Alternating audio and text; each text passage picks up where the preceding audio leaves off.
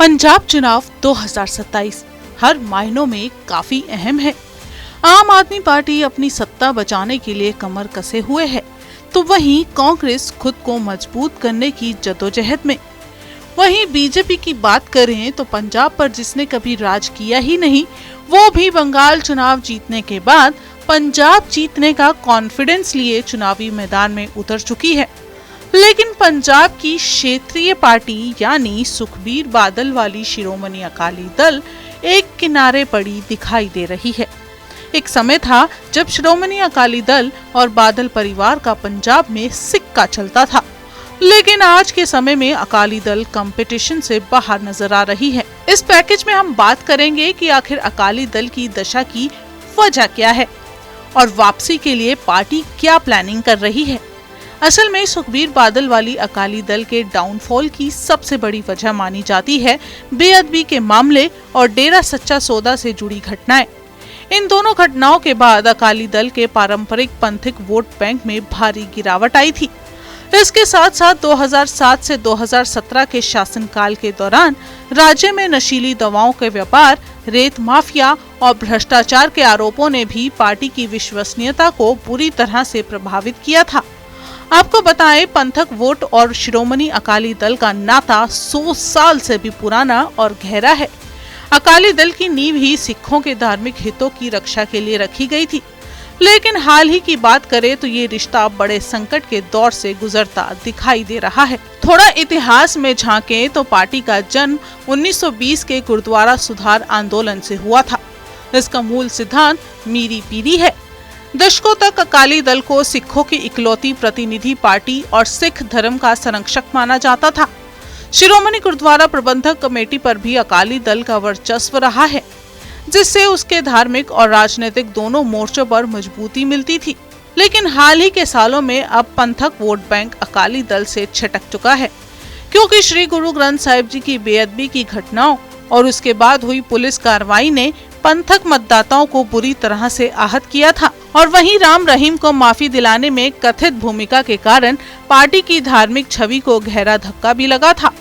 Party पर बादल परिवार के बढ़ते नियंत्रण और पंथक एजेंडे की बजाय पंजाब और विकास के नारे को प्राथमिकता देने से कट्टर पंथक सुखबीर बादल की अकाली दल से नाराज हो गए थे। कहना गलत नहीं होगा कि जब प्रकाश सिंह बादल थे तो उस समय पार्टी की तूती बोलती थी। प्रकाश सिंह बादल ने अकाली दल को केवल एक सिख धार्मिक पार्टी तक सीमित नहीं रखा, बल्कि इसे पंजाबियत की ओर मोड़ा।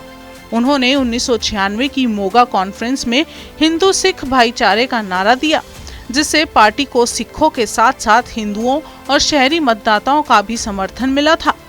पार्टी के सबसे बड़े मास लीडर माने जाते थे प्रकाश सिंह बादल। उनका संगत दर्शन कार्यक्रम सबसे लोकप्रिय था।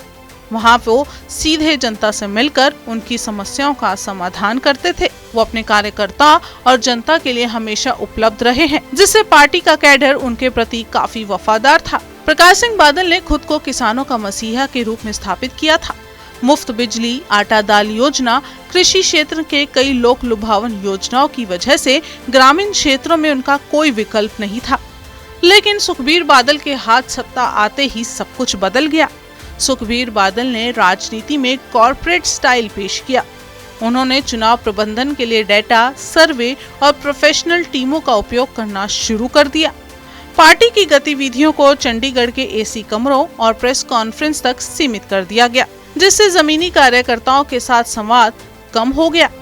सुखबीर बादल का मानना था कि अकाली दल को एक कैच ऑल पार्टी बनना चाहिए, जो केवल सिखों की ही नहीं बल्कि हर वर्ग के वोट ले सके। नतीजन इस बदलाव ने कट्टरपंथिक मतदाताओं को पार्टी से बुरी तरह से दूर कर दिया और सुखबीर बादल के नेतृत्व में पार्टी तकनीकी और संगठनात्मक रूप से आधुनिक तो हो गई, लेकिन अपने पारंपरिक पंथिक आधार और वरिष्ठ नेतृत्व को खोने की वजह से उसे लगातार चुनावी हार का सामना करना पड़ा। जहां बीजेपी को पंजाब में कभी सत्ता नहीं मिली, लेकिन गठबंधन में अकाली दल और बीजेपी दोनों को फायदा होता था। रिपोर्ट्स की माने तो गठबंधन के बिना पार्टी का ग्राफ काफी नीचे गिरा। 2022 के विधानसभा चुनावों में पार्टी केवल 3 सीटों पर ही सिमट गई और 2024 के लोकसभा चुनावों में उसका वोट शेयर गिरकर 13.5% रह गया। पहले की बात करें तो गठबंधन में बीजेपी शहरी और अकाली दल ग्रामीण वोटों को जोड़ते थे। अलग होने के बाद बीजेपी ने तो शहरी क्षेत्रों में अपनी पकड़ मजबूत करने का काम किया, लेकिन अकाली दल का पारंपरिक ग्रामीण वोट बैंक आम आदमी पार्टी और अन्य पंथिक उम्मीदवारों की ओर खिसक गया। अब के सिनेरियो की बात करें तो बीजेपी से अलग होकर अकाली दल फिर से पंथिक आधार को मजबूत करने की कोशिश में जुटा है, ताकि खोए हुए सिख मतदाताओं को वापस लाया जा सके।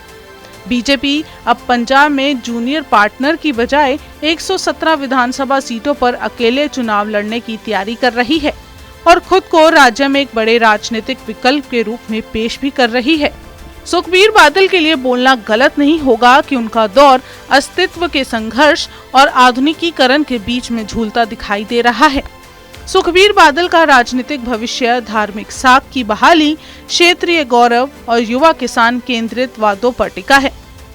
अगर वो इन मोर्चों पर सफल रहते हैं तो 2027 में वो एक मजबूत दावेदार के रूप में उभर सकते हैं, लेकिन आज भी उनके सामने कई चुनौतियां हैं।